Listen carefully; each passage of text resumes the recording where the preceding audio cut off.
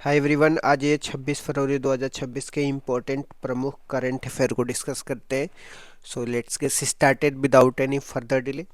प्रश्न संख्या 1 से स्टार्ट करते हैं। भारतीय रिजर्व बैंक का दूसरा डेटा सेंटर कहाँ पे खुलेगा? भुवनेश्वर, उड़ीसा में खुलेगा। अब बात करते हैं आरबीआई की। तो आरबीआई की स्थापना 1 अप्रैल 1935 में हुई थी और इसका मुख्यालय मुंबई में है। आरबीआई का कार्य क्या है? आरबीआई का मुख्य कार्य मौद्रिक नीति बनाना, मुद्रा जारी करना और बैंकों का नियमन करना। डेटा सेंटर के उद्देश्य की बात करते हैं तो डिजिटल बैंकिंग जैसे यूपीआई, आरटीजीएस, नेफ्ट जैसी सेवाओं को सुरक्षा देना होता है। पहला डेटा सेंटर कहाँ पे खोला गया है? तो खारघर, नवी मुंबई में खोला गया है। यह साइबर सुरक्षा और डिजिटलीकरण के युग में महत्वपूर्ण कदम है, तो ये भी आपको ध्यान में रखना। नेक्स्ट क्वेश्चन में आ जाते हैं। भारत और यूएस के बीच में संयुक्त सैन्य अभ्यास वज्र पहाड़ 2026 कहाँ पे हुआ है? तो हिमाचल प्रदेश में हुआ है।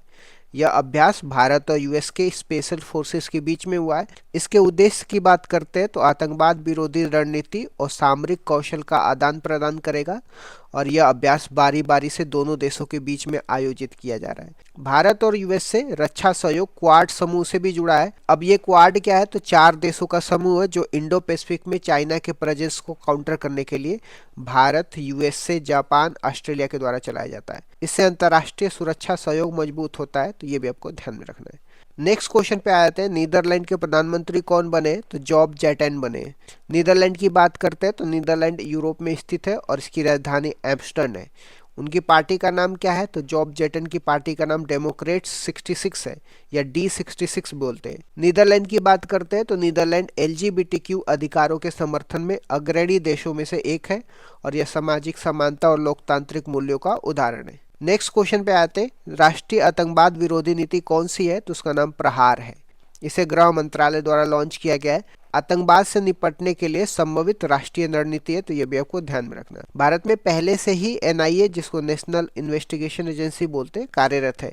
यह नीति खुफिया एजेंसियों के बीच में बेहतर तालमेल पर जोर देती है और 7 स्तंभ पर आधारित संरचना पर काम करती है, जैसे रोकथाम, प्रतिक्रिया, पुनर्वास। नेक्स्ट क्वेश्चन पे आते हैं। वनजीवी दीदी का संबंध किस टाइगर रिजर्व से है? तो पलामू टाइगर रिजर्व से। यह झारखंड का प्रमुख टाइगर रिजर्व है। टाइगर रिजर्व की बात करते हैं तो प्रोजेक्ट टाइगर 1973 के अंतर्गत आते हैं और महिलाओं की भागीदारी से संरक्षण को बढ़ावा मिलता है, तो ये भी आपको ध्यान में रखना। यह पर्यावरण, शिक्षा, ग्रामीण सशक्तिकरण का उदाहरण है। जैव विविधता संरक्षण के लिए स्थानीय लोगों की भूमिका अति महत्वपूर्ण है। नेक्स्ट क्वेश्चन पे आ जाते हैं। ऑपरेशन हिम राहत का संबंध किससे है? तो पूर्वी सिक्किम से। सिक्किम भारत का पूर्वोत्तर राज्य है और इसकी राजधानी कहाँ पे? गंगटोक है। सेना द्वारा